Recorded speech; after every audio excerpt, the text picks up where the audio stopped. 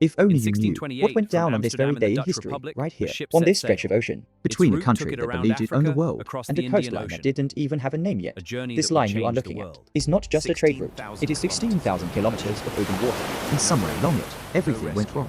No way A back. ship like Amsterdam carried 341 only people, companion. and a man with plans that had nothing to do with spices by the time this voyage ended. More than 100 of those people would be dead, not from the storm, not from the sea, from each other. Stay with me, because this story does not go where you think it goes. The year is 1628. The Dutch East India Company, the VOC, is the most powerful commercial empire on the face of the earth. And the Batavia is its crown jewel, its flagship, its statement, its floating proof that the Dutch own the seas. On board a senior merchant named Francisco Pelset. Experienced, loyal to the company, in charge of everything.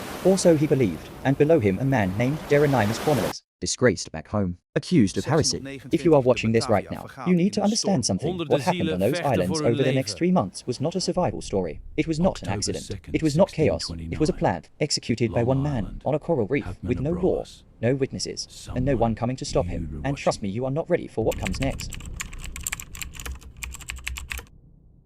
In the autumn of 1628, the most powerful trading company the world had ever seen launched its greatest ship from the harbours of Amsterdam. The Batavia was not just a vessel, it was a floating empire, carrying wealth, ambition, and the seeds of something far darker. 341 souls crowded that deck: soldiers, women, children, each one a number in a VOC ledger. They were not passengers, they were inventory, property of the Dutch East India Company, bound for a world they had never seen. Francisco Pelset was the man in charge, loyal to the company above all else. But command on a VOC vessel was never simple. Rank was currency, and every officer around that chart table was counting theirs. Below deck, another man was making his own calculations. Nightma Cornelis, disgraced, dangerous, and watching everything with patient, hungry eyes.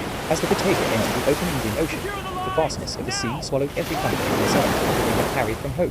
Cornelis stood at the rail and watched the horizon, not with fear. Then came the night that changed everything, and midnight soon ended, and the Batavia was already moving too fast to stop. In the chaos of wind and snapping ropes and pitching lanterns, June 4, 1629, the Batavia struck out in a progress brief at speed, and the impact shuddered through every timber, everybody, every soul. In minutes, the flagship of the VOC fleet was pinned on coral, helpless, fractured, and sinking into cold green water. Chests of silver coins tumbled into the surf, glinting as they sank into the coral of the waves. Empire swallowed in seconds. The VOC had spent years building that cargo, and the sea took it without hesitation. More than 250 people made it to the nearby islands, exhausted, soaked, and stranded on bare coral reefs with almost no water. They had survived the wreck.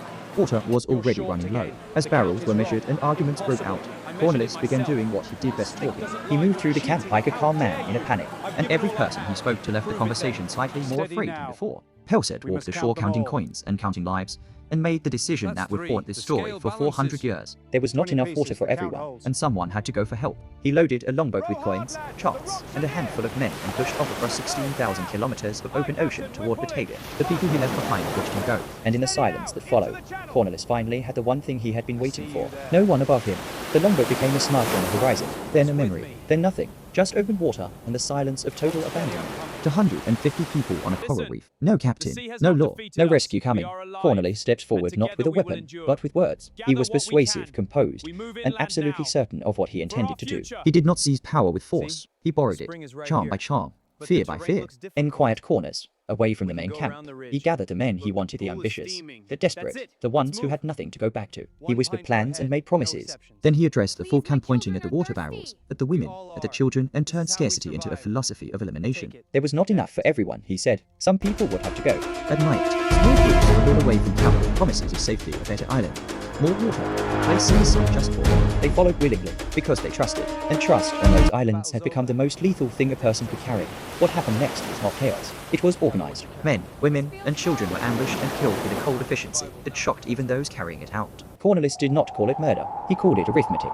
Bodies were buried in shallow graves on the beach quickly, quietly, without ceremony. The sand smoothed over as if nothing had ever been there. More than 100 people disappeared into that coral sand. He stood on the rise above camp and watched. He did not need to shout or threaten anymore. The fear was doing all the work for him. Every survivor who looked up saw that silhouette and understood the same thing. But Cornelis had made one mistake. He had sent a group of soldiers to a distant island to search for water out of sight, out of reach.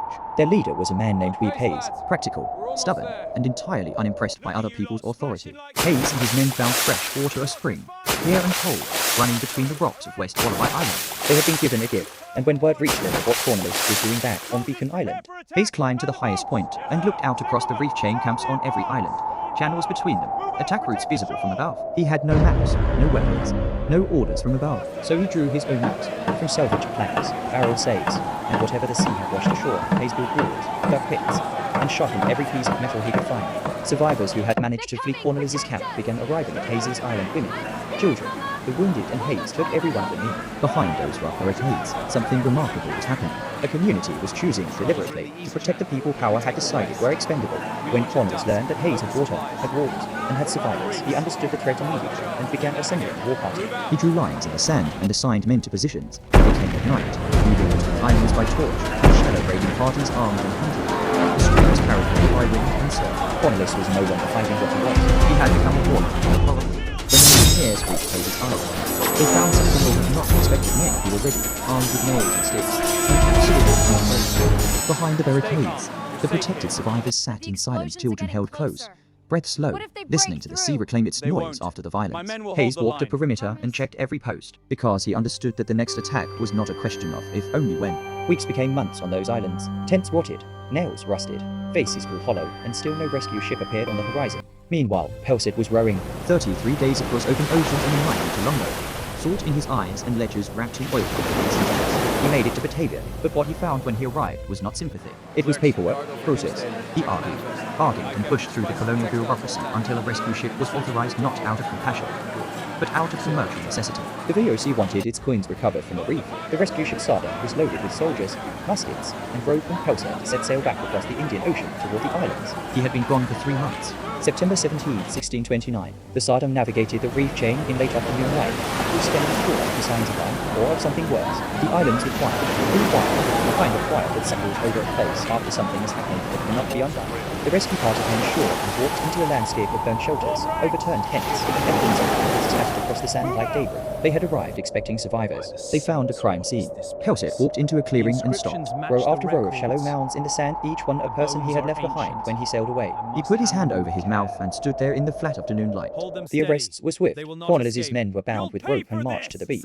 Their brief reign of terror ending not with a fight, but with procedure. The VOC had sent its law back with the rescue ship, and law, even on a remote coral reef. The trial was held aboard the Sardar oil lamp on a table, shackled men on benches, and Pelset reading from his ledger like a man delivering an invoice. Testimony by testimony, the full horror of what had happened on those islands was laid out. When the sentence was read to Cornwallis, his face held the thin arrogance for one final moment, and then something behind his eyes went very still. He had spent months calculating every move, every risk. On October 2, 1629, a gallows was erected on Long Island, the same ground where the crimes had been committed and justice was carried out in full view of the sea. Cornwallis and 6 of his men became the first Europeans ever legally executed on Australian soil. With Hayes was brought before Pelset and formally recognized Hans Castle, tokens exchanged for the resistance he had built from nothing but courage and scrap metal. But justice did not heal what had been done. Survivors sat on the beach and stared at the horizon with eyes that had seen things no ledger could record. Trauma does not end with an execution. It settles into the body, into the silence. 333 years later, a diver swept across a sandy reef bottom and stopped. Below him, a corroded anchor,